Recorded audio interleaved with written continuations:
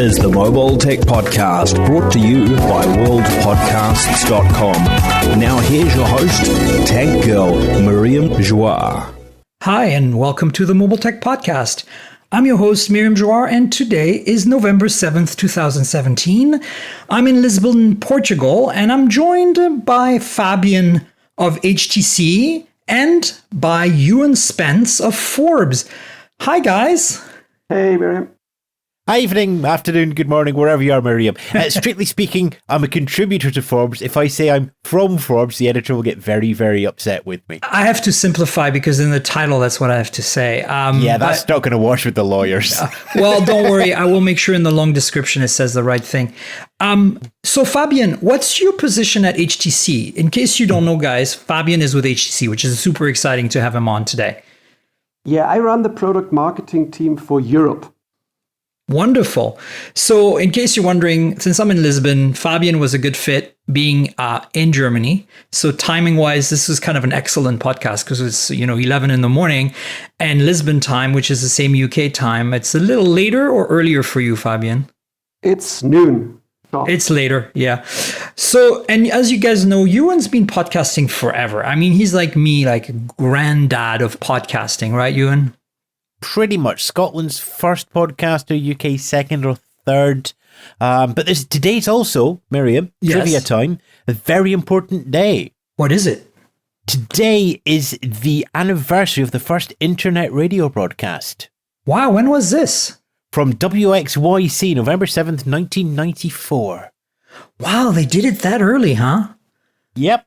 That's amazing. So it probably would be like with a really basic real audio streamer.ram. Was real audio still already around in 94 though? I don't think it was. Was it?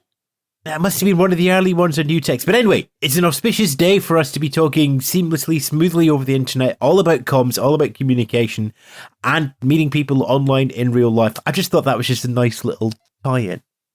It is fantastic, I have to admit. So, this is a phone show. Let's talk about phones. The U11 Plus and U11 Life were announced last week. And I obviously talked about it on last week's podcast because the embargo had just lifted. I do have a U11 Life, the US model, not the Android One model. And I've been playing with it extensively. If you go to my YouTube channel, you'll see my unboxing and my review video. I'm working on a review for Mobile Geeks as well, a short review because I'm a little taxed with time. But I want to know what your thoughts are, Ewan, and then I want to get Fabian to explain a little bit, a bit of background on how these two devices came to be. So, Ewan, thoughts? I just think it's really nice that HTC is still aiming high. There's, when you look at mobile phones nowadays, it's very commoditized. So your markets are really the very, very low-end handsets, the very, very high-end handsets. And that bit in the middle is not only very competitive, but very price-sensitive. So to get a handset that sort of sits in that high end, but still delivers really good value for money with lots of interesting feature sets, it's really difficult to reinvent the wheel on a smartphone over the last couple of years. The U11 is just in a really nice space. Obviously, HTC's got a long history and there's been ups and downs, and there's stuff about the background and development of this device I suspect Fabian doesn't want to talk about. But it has to be said, it's really nice to see the U11 Plus's screen doesn't have any blue tints or any sort of shifting or any sort of mirroring. And somebody made it. Is it LCD or OLED though? It's LCD, isn't it? It's LCD, yeah. Yeah.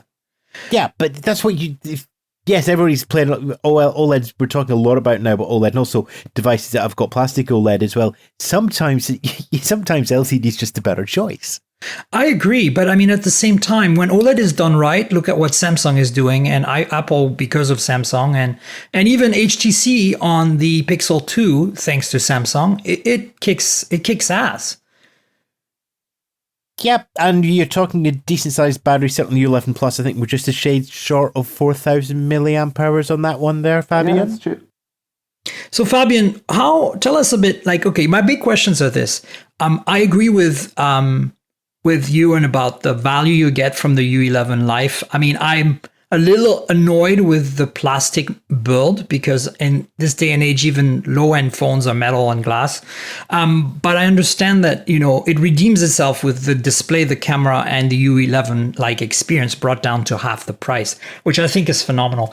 But I want to hear a little bit like why did we even get the U11 when we see the U11 Plus today? To me, the U11 Plus should have been the flagship ship for this year, considering everyone else is doing ultra wide screens, and that's kind of the must-have feature. Yeah. So to get this kind of screen, it always also gets, you need the right components. And so waiting for that screen to be available would have meant to delay the U11. And that's a typical product speccing dilemma. You always have something better coming up pretty soon. If it's the new Qualcomm or the new display or the new camera module. So there's a point of time where you have to say, okay, the rocket is launching now, and we take the best we get now. And this is how U11 has an awesome screen with the only difference that it's traditional 16:9, which many people prefer, but still it's not as fashionable anymore. And long story short on why this hasn't been the U11. Got it. I think honestly, I don't have an issue with the aspect ratio 16:9, but if the U11 had smaller bezels, I'd be fine with it. It's just everybody now expects very thin bezels, especially on the edges and certainly on the top and bottom. And I feel like, if you look at last year's Pixels, which were manufactured by HTC, you look at the U11 this year, and you even look at the Pixel 2 now, all phones made by HTC, even the side bezels are still really thick. So the U11 Plus kind of reduces that, despite still having edge sense, which I know takes up some space on the edge. And that's why I'm like, yeah, this is the U11 that I really wanted. Of course, I'm not getting it in the US, so I'm really mad about that. But hey, you can't win every battle, right? Yeah, you travel a lot, so you have your chance. Yeah, no, I know. Jeff will hook me up. If not, I'm sure I'll ping you about it, Fabian, see if your European PR can send me something. But I think, the other story, as Ewan touched on, is the battery life story. I mean, with a Snapdragon 835, almost 4,000 milliamp hour battery is an insane amount of energy storage. Yeah, if you add such a big screen, then it's the biggest let's say, sucker of battery life. And so you better make sure that the battery grows at the same rate. And then if you look at all the new phones that have been announced lately, and then I look at customers' reaction, and they ask them, what do you like about the phone? And they don't tell you, oh, its AI is really awesome. They say, oh, I love this big battery. So they address a certain market. People like you and me who are like on the road all the time with the phone, and battery rules everything. And hence this really big one went into U11 Plus. For sure. Ewan? Yeah, I have a question for Fabian. I'm going to go back very slightly to the idea of phones as fashion. What, Fabian, does the U11 contribute to a fashion phone? If we take phone fashion next year, what will HTC's U11 have contributed to this is what makes a smartphone? I think we already see some effects of that. So glass has been there for a while, but I think we've been the first that really took an effort to make the glass not just a material, but to give you this almost three-dimensional look. So the way we did it with several layers that have their own coloring, it is very shiny, and it does not look like, oh, there's a glass plate and some color beneath it. It really is deeply colored and gives you all these nice effects. And this is something that I'm guessing a lot of people will pick up on. But speaking of that, you weren't able to maintain that with the U11 Life. I mean, you have the look, but not the feel. How much of a discussion was there at HTC about, do we want to compromise? Like, you have a price point to meet. Obviously, you have to compromise somewhere. And your compromise here was the materials. And I think it's a reasonable compromise in the end once you use the device. So I think you made the right decision. But I want to know how you came to that decision. I'll give you an extreme opposite example. Xiaomi makes the Mi A1 Android One phone, which costs $229 US, which undercuts you significantly. And it's all metal and glass. Yet when you start using it, even though spec-wise it's really nice on paper, the display doesn't really live up to my expectations. The camera is okay, even though it's a dual camera. That's basically its only gimmick at this point. Whereas I think the U11 Life just genuinely has a great camera for the price.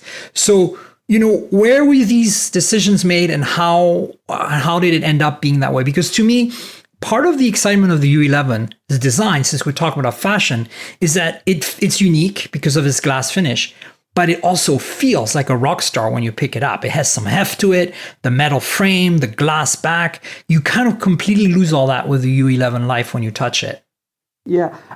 Speaking of discussion and planning, a product like U11 Plus is super easy to spec, because you go to the engineers and say, go crazy, pick the best you get. Price is not the biggest issue. So it's hard to get innovation in that price segment. But it's fairly easy to select materials because, you just take the best. It's really complicated to make a proper mini product, and it has been done before. It has been done by us. And a lot of the minis and lights out there, they kind of take some of the design language from the mothership, but then really do a lot of compromise on the experience. And so we wanted to turn it the other way around. We wanted to get as much as U11 standout features as possible, and you named them. There's the camera, there's the sound, there's the active noise cancellation, and so on and so on. So if you put everything in and just make it smaller, you end up with a phone that almost costs the same, because it doesn't really scale. You save $50, but you're not another price tier. And so you look for alternatives. And this acrylic glass that we use here, it's not cheap in a way that you save a lot of money against metal. It's certainly cheaper than the way we did the glass on the U11. But compared to, let's say, affordable metal phones, you have a lot of advantages, because metal, when you talk radio, when you talk antenna, when you talk heat dispersion, is literally the worst. And this material is quite interesting. It's very sturdy against breaks. It sure can't feel as premium as the Gorilla Glass we use in the other one, but it's getting pretty close. And it still preserves this shiny overall look that we had on the original U11. No, absolutely. Look, I think, in terms of looks, there's a difference in color between the two, but you did nail it. At first, I was convinced it was glass and metal. In fact, when I picked it up, I immediately discovered it was plastic. I immediately knew it was plastic from the weight and the way the back gave under my hand when I pushed it. And I was like, that's acrylic, plexiglass, whatever. But you had me fooled at the frame until I looked at the SIM slot and the edge of the SIM slot. And I was like, this is molded, or at least if it's metal, it's molded, it's not machined. And I don't think it's metal. And that's when, really for me, the disappointment came. I think I could have lived with a magnesium frame and a plexiglass back instead of an aluminum frame, because I know that aluminum, the machining is the most expensive part, isn't it? It's also it, but the construction and making sure that it still works with aluminium is way more complicated, and you will end up most of the time with lesser radio performance than you get on other materials. Right. Okay, that makes sense. I mean, don't get me wrong. It's a minor thing, but I do hope that it's eventually you can achieve the quality of materials in the mid-range that you have achieved on the high end, at least in part. Like, pick one of the two materials that you basically sacrifice both the frame and the back. I would have liked to see one of them be retained, Yeah, I mean, these things get better every year. Look at where mid-tier phones are now. I mean, we always have to really dig hard for really things that are not perfect anymore, compared to a 3-year-old mid-range phone would be a piece of kit. So, challenge accepted. Yeah, no, I mean, that's all. I mean, we always want more, right? And I know it's hard because you're a scrappy, smaller player comparatively to, Samsung, for example, or Apple. And so, obviously you have to be smart about your decision. And I think giving the U11 experience, about getting 90% of that in the U11 Life is definitely worth it. Ewan, have you played with the U-Sonic earbuds on the U11 or U11 Life or any of the, recent HTC phones? And what's your take on that? Because I have a lot of very strong feelings about the lack of headphone jack. Not that I have any problems with ViewSonic. I think it's a great feature. But to me, it should coexist with a headphone jack. So what do you think of that, Ewan? I've only had a limited amount of hands-on time, so I've not really been able to sit down. I do a lot of podcasting, I do a lot of radio, I do a lot of music. Headphones are really, really important to me. And I miss the 3.5mm headphone jack whenever a phone company comes up and goes, oh, we've made the phone slightly narrower, we've improved this, you've got Bluetooth audio. Well, I have a couple of problems. First of all, where my body shape means that I tend to block Bluetooth signal with my body. So listening to audio is really poor. I don't like having to keep things on charge when I'm on the road. And I know everybody has innovative solutions and cases and holders and everything. But, you know, in a perfect world, I would have an infinite supply of Sony MDR DBI01L headphones. These are the ones with that sort of headband that hooked into the ear. Sony stopped making them about 5 years ago, and I've been struggling to find a pair of headphones that are really good for traveling. I have one now, but they're custom molded to the ear, and they don't have Bluetooth on them. They can fit into anything that has a 3.5mm headphone jack, but to sit there with USB-C dongles, I mean, I understand why from a construction point of view, why you don't want a physical jack and going into the circuit board and the. I mean, you save money for sure, right? Like, there's no doubt. Manufacturers save money, yes, and they put all the electronics in the outside on the dongle. So to me, it's just we want to make our phones thin, and we know you want this thing, so we're going to put a great big additional dongle in the box, so we're going to make you switch to USB-C. And look, I know a lot of people go, but Bluetooth headsets are on the rise. Look at all these surveys. Lots of people using USB-C headphones. Those surveys tend to be just in America. There's the rest of the world. They all listen to music. When you go out into the BRIC countries, especially, Bluetooth headphones are not as prevalent. They're not as easy to get a hold of. When you go into countries where the GDP is much lower, the price of entry to music, because we've lost the 3.5mm headphone jack, is not just a little extra cost. It is a significant cost that people have to think about. And look, the point is to get your bill of materials down as low as possible as a manufacturer. To hit certain price points, that's great. But there's a point where you just start to annoy users. And my concern, honestly, is I feel as frustrated as you, and I want you to, Fabian, to understand is that I think it wouldn't be a huge deal if it wasn't HTC. And you're going to say, what do you mean? We've been innovating for audio for so long. Exactly. You brought us the best sounding headphone jacks on phones before LG took over. Yeah. And LG now has by far the best sounding analog audio on any phone ever made, with both the V30, the V20, and in some markets, the G6. That quad DAC that they have, if you're an audiophile like I am, is a true revelation. It's $1,000 worth of external DAC and headphone amp built into a phone that sells for less than $1,000. Now, 90% of the customers don't care, and I agree with you. But 90% of HTC's customers do care that the HTC 10 had some of the best sounding audio ever, that even mid-range Desire headsets had the high power amplifier in the past. And that means that they have a legacy history of audio devices that they can use. I have at least 20 pairs of different earbuds and headphones, some of them dating from the 80s and 70s even, that sound phenomenal today and that I want to use sometimes with my devices. And a lot of people, as I said, in some parts of the world can only easily get 3.5mm solutions. So it's strange to me that HTC, being such a leader in audio, would sacrifice the headphone jack just to kind of push this ViewSonic thing, which I think personally, I'm not very impressed with ViewSonic earbuds. I don't think they sound that great, but I do feel that the active noise cancellation is a feature you can only get over USB. And I feel that's a good feature. And I also feel that the sound tuning feature may help some people get slightly better audio quality by tuning to their ears. Because again, as somebody who did audio for many years professionally, I know this is a thing, but then removing the headphone jack means that all of us who don't want to use ViewSonics and are HTC fans are left in the dark. So You're going to say there's a dongle in the box on the U11, and you're right. There's no dongle in the box on the U11 Life, though. And frankly, the dongle you ship with the U11 is the worst sounding dongle of all of them right now.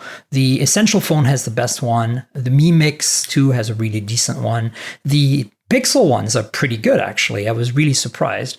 But the U11 dongle is worse than a cheap phone was 5 years ago. If you're going to stay in that direction of no headphone jacks, my advice is, Fabian, get us a good dongle in the box and get it on every phone at every price point. Yeah, the dongle is optional for the local market. So there will be U11 Lives that actually feature in it. I'm surprised to hear you hate the dongle, because it was actually that's quite similar to the one that's shipping with the Pixel and has its own DAC inside. So maybe we should hook you up with the new one, because it's actually pretty good.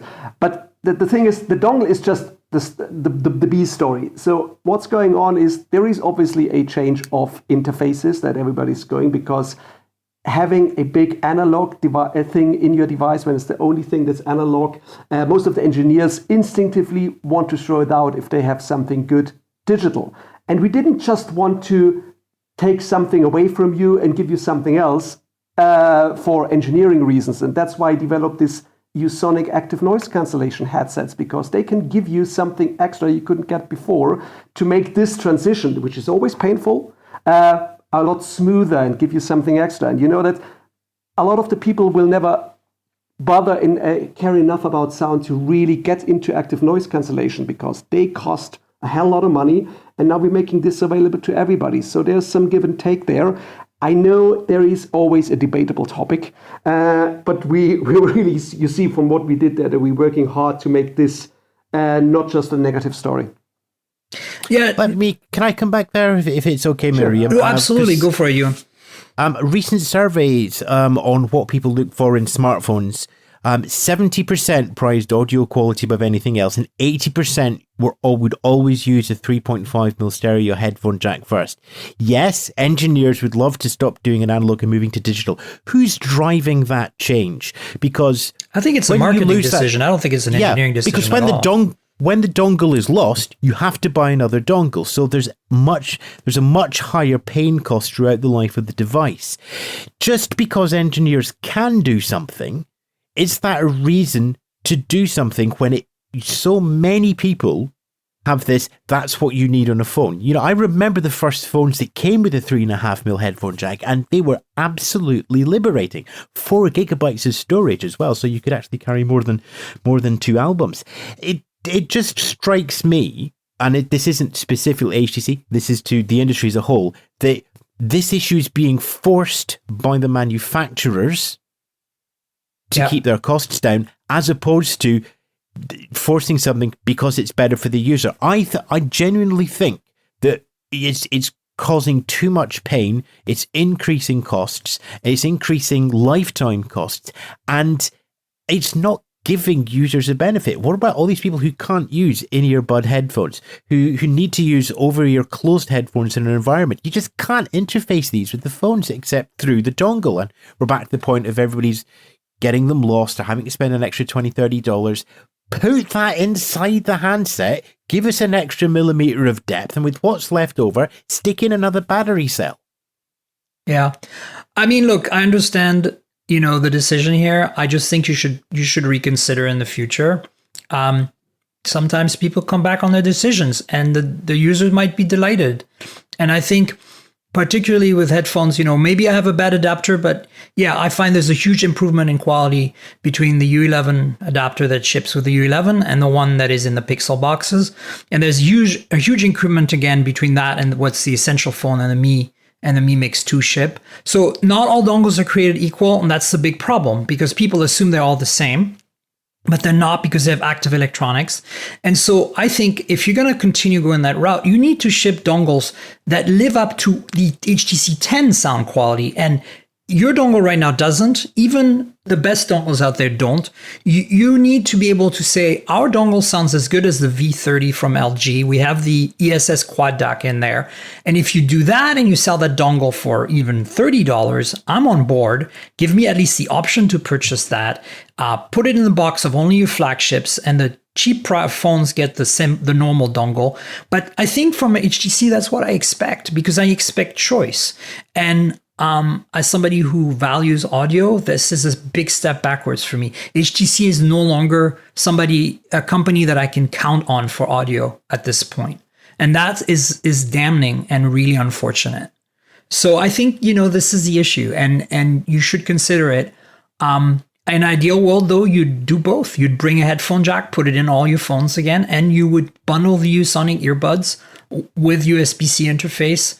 Phones like the old Pixel have a headphone jack, and they work great with the new Pixel dongle as well. So it's not that they're incompatible technologies. You can plug another dongle into USB-C if you want a better amp and DAC. So, choice is a good thing. Yeah, I did not expect to convince you guys on that, as you are so diehard audiophile guys. But feedback taken.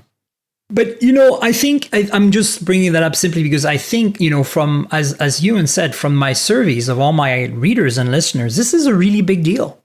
And everybody complains about it. And everybody's really pissed off at Google for removing the headphone jack this year because they made a big fuss last year that they weren't going to do it, right? And then they literally betrayed their entire, user base. You don't do that. That's very poor PR and marketing. Now, you didn't do that, thankfully. You just decided to make it happen. And you didn't, make a great fuss about it, thankfully. But look, Samsung's still putting headphone jacks in their phones. And LG certainly is. And they are some of the big players in the world. So just because Apple's doing it doesn't mean that everybody has to jump on the bandwagon, right? Yeah, which was not the case. But yeah, I got your point. So talk to us before we go, because I know your time is limited, and you and I have a bunch of other topics to jump on. I wanted to know a little bit basically about this display on the U11 Life, because I'm really amazed at how good it is for its price. It's a little oversaturated in vivid mode if I were picky, but I'd rather have a little oversaturated than what the Pixel 2s are doing, which is undersaturated. Even though they're accurate, quote unquote, I think that people want colors that pop, and you delivered that, and you delivered incredible brightness on that display too. So what's the story behind that Super LCD? Well, Super LCD is just a term we use for IPS. Yeah, for levels of quality. So I believe what we have here in the Live we call Super LCD 3. So it's kind of like on the level that the M7, M8s had. So it's basically IPS, but it comes down to calibrating, selecting the panels, and also setting them up. And unfortunately, you didn't play with Plus, but on Plus we went one step ahead. It's now, we call it Super LCD 6. And so we calibrated at manufacturing to the DCI-P3 standards. So we want to be vivid, more vivid than, let's say, sRGB is, but not as extreme as AMOLED is. So it's a very tricky balancing thing that we do there, but experience plays in our hands. What's your experience been like, Ewan, with HTC's displays? Pretty good, actually. I'm one of these people that prefers the colors to pop out. Me too, yeah. It's really interesting when you trace it back, when you go back to like the first half of the 21st century, the bright, vibrant colors tended to stay out in the Eastern markets, and the smartphones that you would get out in the US and Europe's Big Five tended to be that more washed out. They tended to be aimed more for text reproduction and to get contrast levels in blacks and whites, but the color was just like an additional thought. You could always tell when you picked up a phone that had been meant for Japan or China or India, because you could look at them and just go, one of them looks like a Buster Keaton film, and the other one looks like an explosion of merry melodies in Technicolor. And as my eyes have slowly got worse over the years, I've appreciated the bigger, the more vibrant colors. Yeah, contrast, right? Yeah, now you have that contrast over the entire color spectrum. Obviously, when you go into taking pictures, then your reproduction and everything of what you see and what's on the screen starts to get a little bit interesting, because you're pretty much talking about different color palettes in use there. But then at the same time, we now have phones that are big enough, not large enough storage, and fast enough processors that they can grab a hold of the raw image as well as the JPEG. So if you're going to do any sort of level of photography, most photographers are going to work in the raw, get the white spots, sort the color correction out on whichever desktop machine they're using, and you're just left with this almost cartoon-like interface, and that's nice to see. It's also the fact that these screens, when you've been working with them a long time, they don't fade away after 2-3 years. You pick up a handset from 2002, 2003, and the amount of color fades you have, even from the limited color standards, is huge. It's almost like going onto a monochrome handset. You don't have that with modern handsets. That's where the experience and lots of product cycles to understand how the screens react in 3 or 4 years. It's one of the areas that I think Samsung's going to have to help Apple a huge amount. I'm going to be very interested in what the iPhone X screen is like after a year's worth of cycles and brightnesses, and to see how that screen copes. Yeah. Fabian, we're going to let you go. I want you to get a chance to tell people, if you are active on social media, where they can find you. That's pretty easy. At best is Twitter. It's Fabnap, FABNAPP. But warning inside, it's mostly German and geeky. That's okay. Geeky is good. German is good for a lot of people. Fabian Nappenbach, did I say it right? Correctly. All right. Fabian, thanks for being on the show. Go check him out on Twitter, folks. And I really, really appreciate you giving us some of these insights on the U11 Plus and the U11 Life. Thanks, Fabian. Cool. Thanks. Bye. So that was pretty delightful having Fabian on, right? It is, yes, and I think he's got slightly bruised, but I thought I got away with that. I didn't trip up too much. Well, look, I tried to be nice. You got to ask the questions. Did we not? Weren't we nice?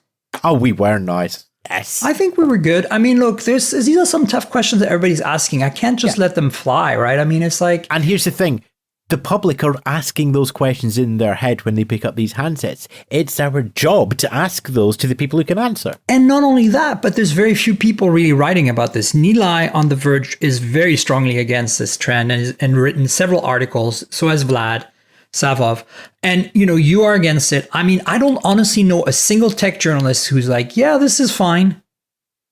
Yeah, and the thing that gets me is it's one of those little tiny things, I think. People who are going in, the normal consumer going into their Carphone warehouse or, the Verizon store, Sprint store over in the US, and looking at handset, aren't looking to buy it. Don't look for the 3.5mm headphone jack. It's just still expected. Oh, how do I listen to music on this? And then they go, oh, there's a dongle in the box. I don't think it's one of those things that's a selling point, but I think it's one of those things that degrades the experience of the handset once you get it home. And yes, Apple makes a lot of play about the earbuds, but to give you a great example, there's too much noise leakage on the AirPods for me to use them. Well, honestly, I think they sound like crap. I mean, that's I'm not going to mince words. They're not to my standards. I'm sorry. Neither are the Sonic earbuds. I don't know of any earbuds that have ever shipped with a phone that are up to my standards.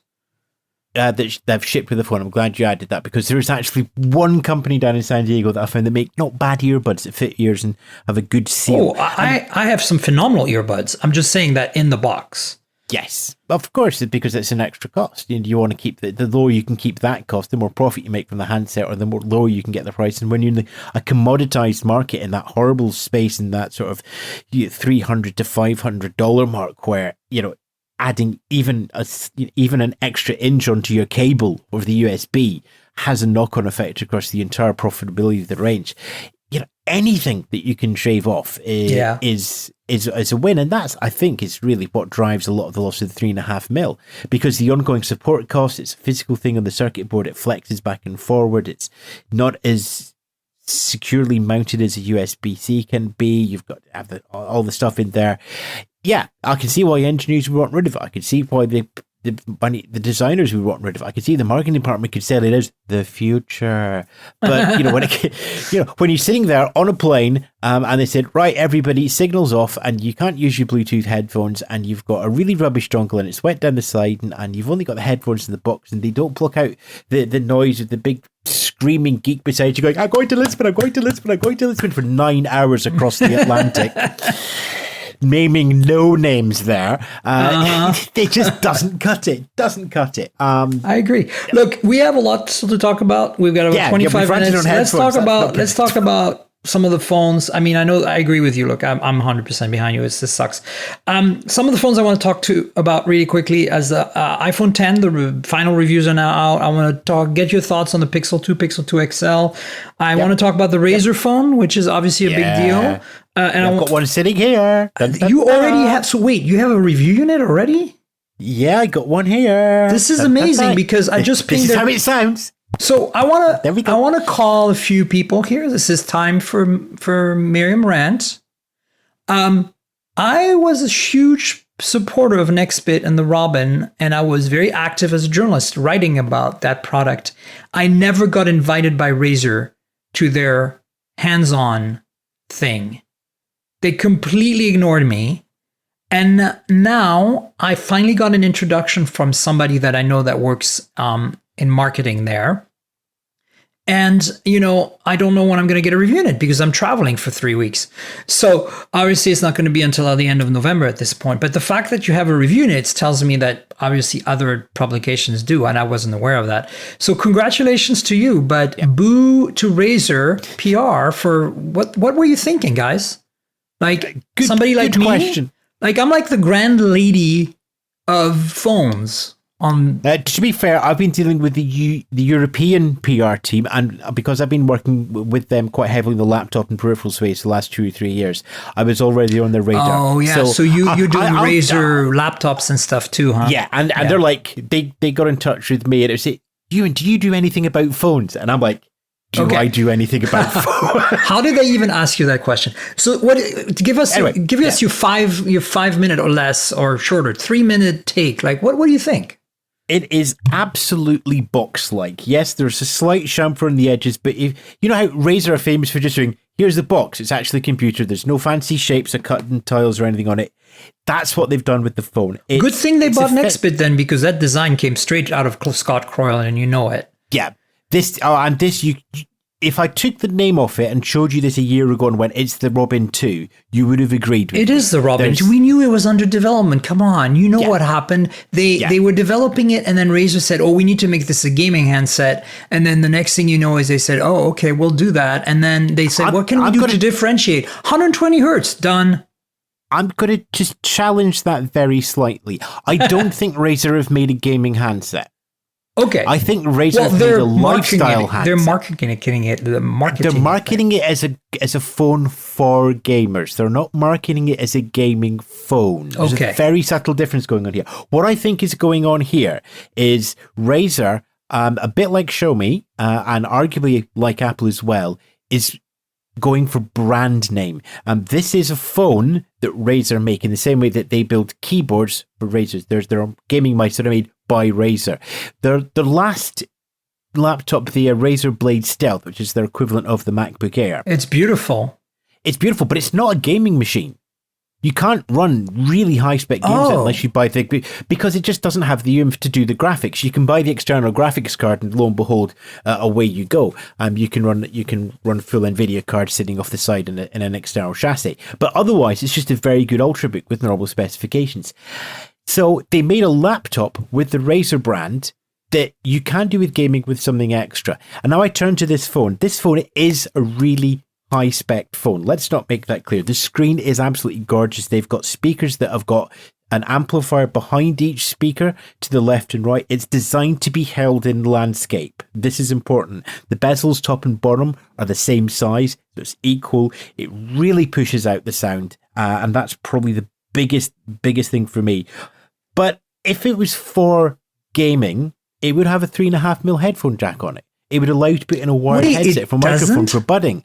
No, you've got to go through USB-C or Bluetooth for this. There is a dongle in the box. I refer the honourable listeners to the answers we gave some moments ago. And it is stock Android with the Nova launcher. So they've and there is a thing that allows you, when a game is launched. So they don't have any of the Nextbit Robin in cloud stuff? There's no cloud stuff. They threw all of that out? They're using Google's cloud upload. Yeah. Wow. I mean, don't get me wrong. It's not a deal breaker to me, but I'm just surprised that they acquired Razer and Nextbit. And the only thing we got out of it was essentially some hint at industrial design from Robin. That's it. I think that's a fair point. This is a phone that allows Razer to say we sell phones, and it's going to go in the peripheral line. I don't think this is designed to be a big seller as well. I think this is for the people who understand what I mean when I say a Razer toaster. They're all going to love this phone. They're going to go straight for that. If you don't know about Razer toaster, it's Google a Razer it. Toaster. No, awesome. Because this exists. That said, the amount at the launch event, the amount of time every time Pete said, guess what we've put into the phone, guess what's coming up next, the entire audience just go, is it a toaster? And he's like, and every time there was a pause, and here's thing number 4 we've put in, is it a toaster?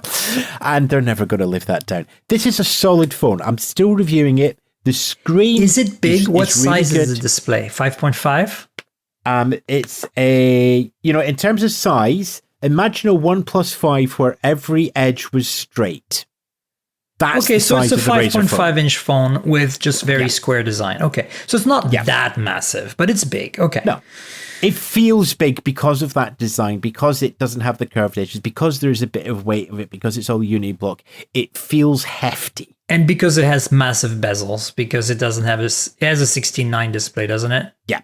Yeah, it does. Yeah, but at the same time, when you look at all these games in landscape, the driving games, the Age of Thrones or whatever they're calling their, it's not Warcraft, but it's Warcraft game, and you rest your thumbs either side of the screen, it means your thumbs are holding onto the phone, not touching the screen, and don't get in the way. I get it. I think for this phone, it's a good compromise. I don't have any issues with that.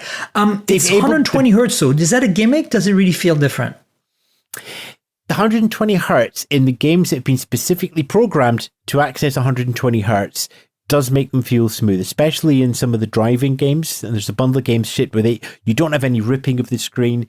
They have the same thing that G-Sync has on NVIDIA on the desktop, where the graphics chip is aligned with the refresh rate of the screen. So it sends the next image to the screen just as it uploads. So you don't have that sort of split screen effect of we've drawn half the screen and then the next half of the screen in between frames. So the frame rate is synced to the GPU rate, which is synced to the screen refresh rate. But the game has to be specifically programmed to take advantage of that. Otherwise, you're just playing an Android game. And yeah, again, the screen refresh rate kind of helps a little bit, and it's throttleable, so you can bring it back to 90 or 60 or 25 to save on battery life. It all depends if they can get developers to make either additional hooks in the code or specific versions for the Razer phone that allows them to access the increased capability. Right. Well, that sounds great. I've just reached out to Razer PR after the introduction, so let's see if they can redeem themselves now, because they're on my shit list right now. Ha! No, I'm just kidding. Look, it's not the end of the world. I know they didn't know me because I don't do Razer stuff, but they should know that I spent 15 years as a video game developer before I was a phone person. So, hey, I'm surprised they kind of missed that. Anyway, iPhone 10 reviews. Have you got one? No, you don't. Oh, no, I've got an iPhone 10 review. I just don't have an iPhone 10. No, I meant the phone. No. No, what is your, okay, so what is your, you like me. I honestly, look, I could have gotten one on November 3rd. I almost pulled the trigger. I was early enough in the pre-orders, like when the clock switched over to order. But in the US, I could not buy one unlocked from Apple. I could have bought one from Verizon unlocked for full price, but I would have had to be a Verizon customer and have an account. I could have bought one from T-Mobile unlocked full price without even having an account there, but it would have been the Intel one, not the one with the Qualcomm chipset, which I don't want because the Qualcomm chipset is significantly better. And this Qualcomm Apple feud that's going on right now, it worries me, because if they're going to go with Intel full on next year, ugh. So this is well documented for the iPhone 7 as well, that the Intel chip underperforms compared to the Qualcomm. So once I realized Apple gets to fight two chip suppliers off each other and get the price down even lower. I mean, classic Apple. Once I couldn't get the one with the right chipset, because I gave up, and I said, you know what, I'm going to wait until Apple sells this officially as an unlocked device, because that will be the Qualcomm chipset, and I will get it then. And so I've decided, you know what, I'm really busy. I'm going to Portugal any second now. Like, I flew the day after the iPhone 10 launch, so I just wouldn't have had time anyway to give it justice. So I know a lot of you listeners are disappointed that I don't have one yet, but look, hang tight. I will have one, and I will tell you what I feel. I will have to buy one, because I think this is a milestone in Apple products. I think that, the last significant iPhone to me was the 5S, because they're the first ones to do a reliable fingerprint reader. And prior to that, even more of a milestone to me with the 4, because the Retina display and that incredible jewelry grade manufacturing of the stainless steel and glass sandwich. They redefined what a high-end phone should feel and look like. And everybody's making glass sandwich phones now. So I think they were onto something. But I haven't really been in any way impressed with the 6, 6S, 7, 8. And so to me, the 10 is the one I want if I'm going to spend my own money, since Apple PR in the US is more and more concerned with lifestyle and influencer YouTubers than they are with any journalist. Even if I try to get back, I had a relationship with them when I was in Engadget, but that kind of fizzled away after I left. Even if I try to kind of build that relationship again, I don't really think I'm ever going to get a review unit from Apple, because I'm a tech journalist, and that's not what they're aiming for, right? You might say critical things about their little... Oh my God, I might. Critical things about Apple? As a big Mac fan? Never. I find Apple's choice of reviewers curious and courageous. Certainly courageous decision to courageous, like their lack of headphone jack. I think British listeners will understand what I mean when I say it was a courageous decision. No, I totally know what you mean. I'm just like and now everybody else listening is going wound and spinning it a bit. Everybody else is now going to discover Yes Minister at some point. So, I'm quite happy for that. Look, the iPhone 10 is a key product for Apple. You're completely right about that. But it really shows it's the best Android phone Apple's ever made. It's always the best thing that you've ever made. No. The best Android phone Apple's ever made. Because it looks like an Android phone. It does not look like an iPhone anymore. Yeah. And here's the key thing that we kind of hinted at earlier, is that there's not a huge amount of space for innovation. And I don't mean that in physical space. I mean in terms of what you can do. We're getting brighter and better screens. We're getting, hopefully, better audio. We're getting better interfacing. Faster chips, faster modems. All these things are all incremental gains. 5 or 10 years ago when we all started all of this, we can remember the shock where you had to choose either, do you want a GPS, or do you want a 3.5mm headphone jack, or do you want more than 512 megabytes of storage in your handset? Or do you want Wi-Fi? Yes, you had to choose the handset that had the thing that you most loved. Now they're all in one. You don't have any huge jumps forward in technology. Now, Apple has kind of done its best to force it with the inclusion of Face ID, and the jury remains out on that one, on accuracy. I'm still waiting for somebody to write the headline, "You're looking at it wrong." We're getting very, very close to it with Stephen Levy's. I've got to hold it in the right place in front of me. So, for me, the overblown Americanized hype of the huge jumps forward that this handset is done, to me, ring absolutely false. Yes, you've got a slightly better screen. Yes, you've got an interesting way of validating someone that's exactly like my Surface Book has been doing for about 2 years on my desktop. Yes, you've got slightly faster chips. Yes, you've got slightly faster modems. But all of those are going to trickle down into the high-end handsets for Android over the next 6 months. They'll trickle down into I would actually argue, as an aside, that most of the features in the iPhone 10, other than potentially that mini Connect at the top of the front of the display, have exist on Android phones. Look at a Galaxy Note or Galaxy S8 or V30. That is an aside I completely agree with. One of the things about Face ID is it's the first time that Apple has done something that is genuinely new in the smartphone space, as opposed to something that is genuinely new on iPhone. For example, we've added wireless charging. Well, I remember seeing that in the Nokia Lumia 7 years ago. You do have to give them credit that with their mighty marketing juggernaut inertia, now Qi is going to become a standard. Until Apple comes up with AirCharge and overwrites the Qi standards. I believe the three words that you're looking for here is to embrace, and then you extend. You mean Microsoft? You may think that I couldn't possibly comment. We're old enough to remember this, aren't we? We're old enough to do that when the actor didn't disgrace himself because it was done properly in the BBC. Yes, we are. Yes. So look, Apple's hardware is just basically doing the same as everybody else. They're deciding one thing to emphasize. Here it's the biometric recognition in the same way the HTC have the side thing. Every manufacturer has that one thing that they'll emphasize in there. What we're celebrating is Apple's ability to market. But here's the thing. Apple's ability to market, because of the issue with the reviews, because of we're going to hand it out to high snobiety instead of, say, Casey Netzit on YouTube. And the press release is and said, you have to queue if you want one. Can you ever remember Apple asking people to queue up for their phones? And you know before? What's funny is that right after that, they were widely available during the weekend, even in San Francisco, if you walked into a store.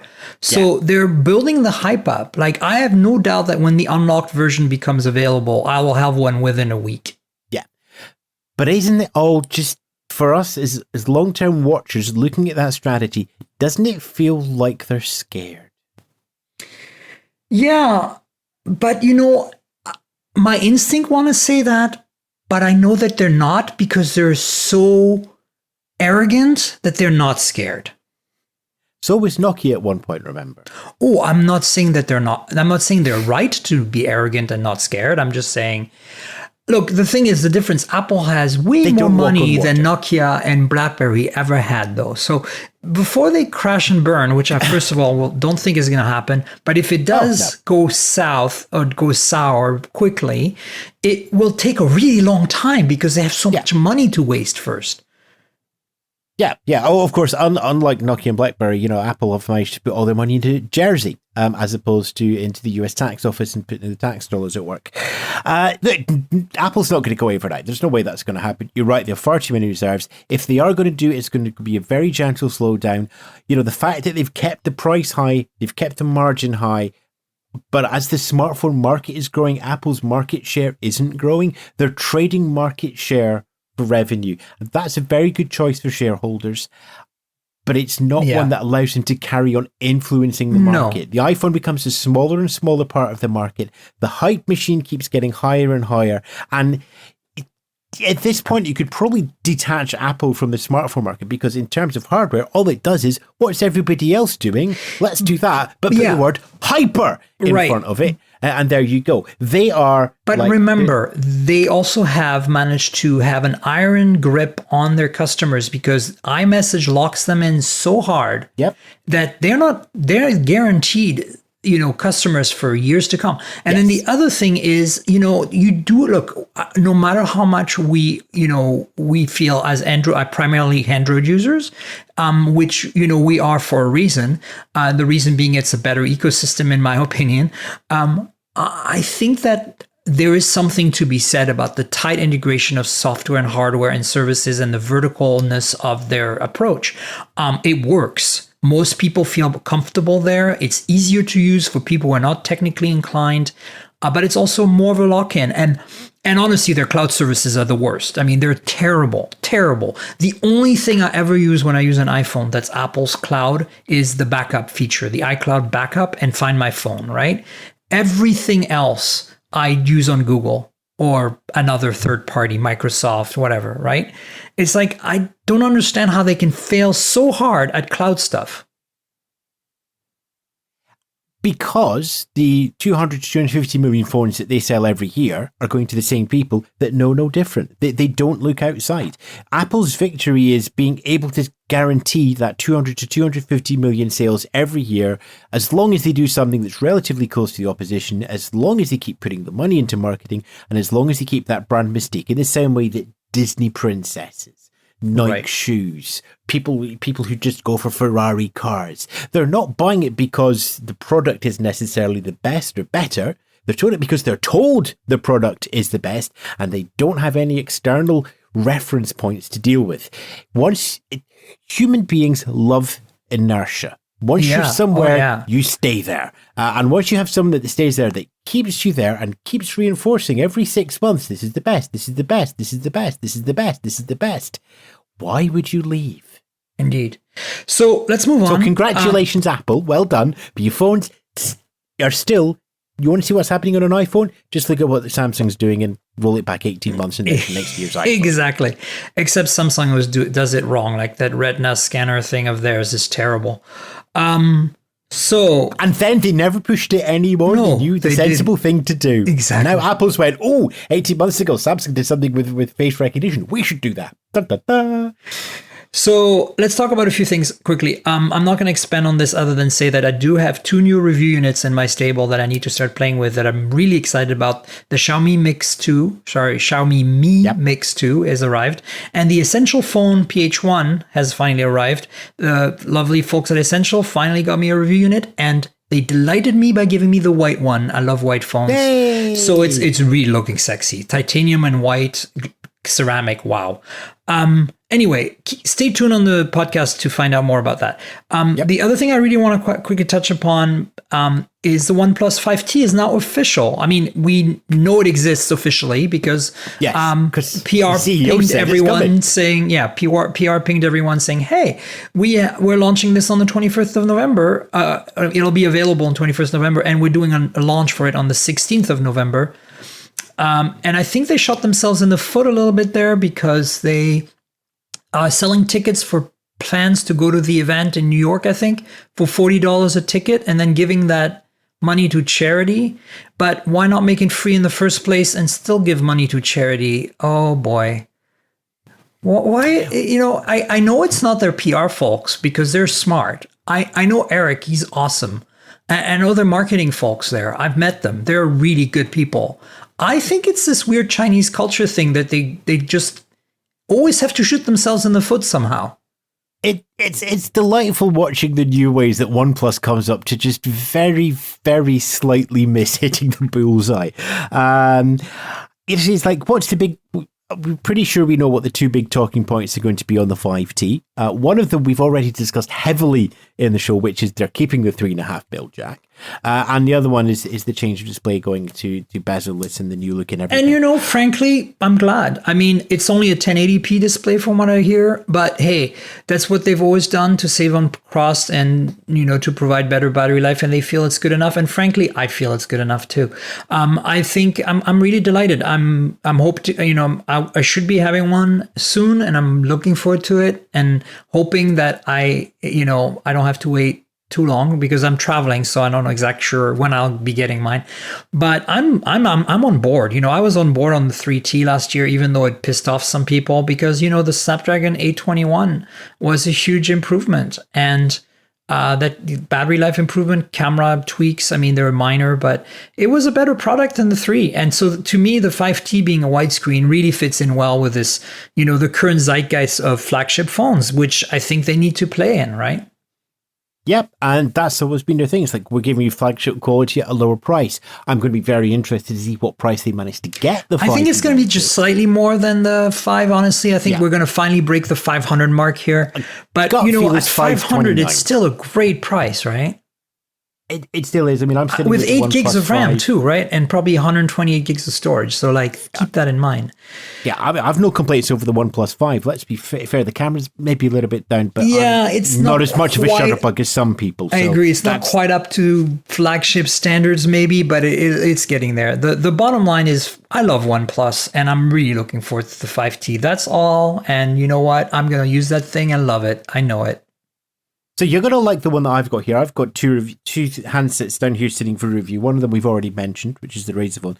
The other one is a really curious one. It's the Sony Xperia X running Sailfish. Ooh, lovely. I got the Sailfish phone, the second gen one, at MWC this year. They finally gave me one, so I played with that for a while. It was cool. How is Sailfish on a mid-range or higher-ish end? Well, to be fair, it's the highest spec handset of running Sailfish that's been there. For those of your listeners who aren't familiar, Sailfish is an offshoot of Migo Hartmann, which itself started with when Nokia tried to do what are we going to do after Symbian? Maybe we'll do Linux. Well, they did the N9. The N800. The N9 was the beginning of that, and the end, because that design was stolen to turn into the Lumia 800, the first Windows phone. But the design and the OS for the N9 were ahead of their time. I think it was a phenomenal phone for its time. I loved the N9. So a lot of the staff, when they retired, pulled their money, rebuilt everything as much open source as they could, brought in some resources, started Yola, the company, made their own smartphone with their own operating system that was completely Linux-based. You want to punch up a terminal and start doing pseudo stuff, it's there. It's there as an actual icon out of the box. It never really took a hold. They never got mass market, and then they kind of moved to do the OS. And at the moment, they're in a place where the OS is being shipped out to governments and to do secure phones. They're working with some of the BRIC countries as well. And you can now buy the operating system to download and install on an Xperia X. You need a bit of it Linux now because you're going to be doing some shadowing. Do you have to buy it, or is it free? No, you actually have to buy it. How odd. It's because you already bought the phone. It's annoying. Yeah, you have to have the phone. You can't buy the phone with it pre-installed. That's the thing. You have to buy the phone, then you have to buy the operating system because it's still a developer thing. They're still playing around with it. Who's going to do that, though? I mean, look, I didn't say it was commercially viable. I just said I'm having fun with it. Okay. I mean, that's the thing about Sailfish OS. It's fun. It's really a different world, and it's really cool to see how a modern smartphone could be instead of what the iOS and Android and even Windows Phone were pretty close to each other in their kind of core functionality. But Sailfish is a different beast, Yeah, there are no buttons on the front, and there haven't been for a many long time. So if you want to come to the home, you have to literally just hold your finger just below the screen and swipe up. Sounds familiar. I've heard about this company named Apple that just made a new phone without a home button. Yeah, but then if you sweep to the left, you get your view of what your events are happening today. You actually sweep to the right, you get all your settings and everything. You sweep down, you can see the running applications. You can see it's and you remember how BlackBerry's OS did, like you can see the program running in small thumbnails. Yep. Sailfish has had that since it launched. The N9 had that, I believe. So yep. It all flows there. It's also a fun game of when you go to people, guess what phone I've got, and they sit there and you go, nope, and you just hand them a phone that's running a terminal screen. And 9 out of 10 people go, I don't understand, and one person just goes, oh, that's cool, I want one. Exactly. Those are your friends, by the way. Those who say that's cool, I want one, you want to be friends with them. Ewan, we have to wrap it up real quick. I want to quickly get your thoughts on the Pixel 2, Pixel 2 XL. We've talked about them extensively here on this podcast. I was one of the first journalists to get my hands on them, obviously, because I am in Google is very happy with me right now, which is great. I love those PR folks. They're wonderful. So what is your take? Have you played with it? Have you got one or either of them? I had my hands in a little play with the 2 XL. Not yet had a hold of the Pixel 2. I'm a fan of the smaller phones. The Pixel 2 is the one that has more appeal to me. Look, we've discussed Google's PR mistake of taking out the 3.5mm headphone jack, so let's not go over that again. No, but what's your take on the camera is mostly what I want to know, because honestly, there's lots of things we can talk about. The display issues with 2XL, which, are being worked on and are definitely a downer, but I'm still super stoked. I made the Pixel 2 XL my daily driver, and I'm super excited about the camera. I mean, the camera on this thing is unbelievably good. I talked earlier that I don't think people specifically buy a handset because it has a stereo headphone jack. It's different for camera. It's different for imaging because it's something a bit more tangible. People will go out to go, oh, has it got a better camera? You never hear, has it got better audio DAC, apart from friends who recognize Linux terminals on a smartphone. And that, I think, is going to be Google's big thing, because the camera is the thing that creates memories. And yes, a smartphone can do a lot of things, but it's the one that can capture the image of your children or your family or a moment in time, or that time where Jeff Gordon does a donut in front of you in a Volkswagen camper van that he's just hired, and you're thinking, I must remember this. Yeah. Bang. The most important camera is the camera that you've got in your pocket at the time. That's been true for decades. And, for a long time, Samsung was the handset you grabbed if you wanted the best camera out there. Over all the brands, over all the operating systems, it's like just instinctively pick up the Samsung. I don't think that's the case anymore. I do think that the Pixel 2 XL specifically, that's the one you would pick up. It's like, these are all the camera phones. You need one of them to be a camera. It's like you grab the Google one. It's going to be interesting what happens when the Pixel Visual Core GPU side-on chip becomes more widely available across because Android. it's already so good. I'm like, is it just going to be faster and just as good, or are they going to unlock some new things they've been cooking up that are going to be even better, right? Well, the first one is you can now do your portrait bokeh mode with the background out of focus. You don't. It need is two lenses. incredible how good portrait mode is on this, using simple AI and a huge data set. But more importantly, using the dual pixel autofocus. The dual pixels are being used for parallax, and they really make a difference. It's really impressive. And Google's testing that on the Pixel 2. Once that rolls out into the handsets that have a much larger, will get a much larger install base. Pixel 2, bless them, aren't going to be the same sort of sales levels as your Galaxy S9s and such like. Once that technology comes out, there's going to be this quantum leap in imaging, and it's all going to be on Android. I agree. And you know why? Because Google has the data. And this is something that Apple will never be able to catch up with the cloud stuff, is because Apple is all so worried about people's privacy that they are not able to collect the information they need to make a good AI. And we know the future is AI-driven computing and contextual computing. And if they don't get on board with this anytime soon, and I think they are somewhat with Face ID because they're, kind of gathering facial data. Not obviously. I believe they've said that it's all staying on the handset. No. I just want to clarify. There are two things going on here. Of course, the Face ID unlocks data staying on the handset in the enclave. I know how it works. I'm talking about the ability to scan somebody's face and do animojis and all that good stuff, right? That set of data is available to developers and will be. And to me, that's the beginning of them collecting some massive amounts of data. But if they don't collect this data, and Apple people like I want my privacy, and that's why I like Apple. So that processing is done on the handset just now. Yeah, I know. Yeah, and you go back to next bit in the Robin. Oh, we've got cloud upload. We can put everything of your handset into the cloud. The Razer isn't doing that, but Google's bringing that on, certainly with imaging, and has done and has all of this on their servers to do the analysis at that end, and that's your step forward. That's why you see smartphone numbers and installs increasing at a huge rate, and it's why you see when people are coming to the market with no expectation of should I get iOS, should I get Android. Yes, there are more Android handsets. Yes, some of them at the low end for £100. But all of those can tap into that power. All of those can tap into that AI. Give it a year or 2 years, and Google's going to be able to supply every Android handset with a custom Google chip that's got all this visual AI stuff on it with the Pixel Visual Core. And that's going to be part of the licensing fee for Google Play Stores. Like, you want Google Play Store? That's fine. You got to put this 5-cent chip in. Yeah, absolutely. Well, listen, we should wrap it up. I need to ask you now to pimp yourself and tell the great world out there where they can find your writings and your musings and your social media goodness. Best bet, I think, is probably going to be start on twitter.com/Ewan for the personal stuff, twitter.com/Mr. Ewan Spence for the access and links out to all the writings that I do online. I allegedly blog at ewanspence.co.uk, but it's there. I write occasionally there, but your best bet is the social media followings on there. And podcasts, any podcast people should listen to?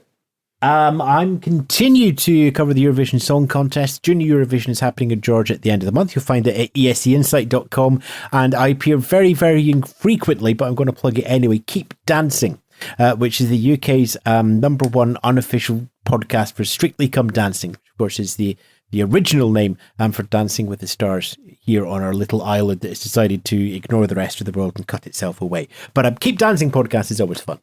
Wonderful. All right, folks, you know where to find me. I'm Tank Girl on Twitter at TNKGRL. That's like the comic book character, but drop the vowels. You can find my YouTube channel at youtube.com/MiriamJoire. That's my full name spelled out.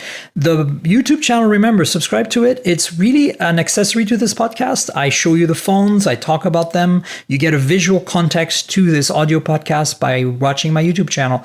And, follow me on Facebook and Google Plus as well, and Instagram. I'm Tank Girl on Instagram too. And stay tuned for next week. We'll have another guest. And I think you'll be very pleased with who I have got lined up. Thanks again, Ewan, and cheers, everybody. This has been the Mobile Tech Podcast with Tank Girl, proudly presented by worldpodcasts.com. You can visit us online at mobiletechpodcast.com.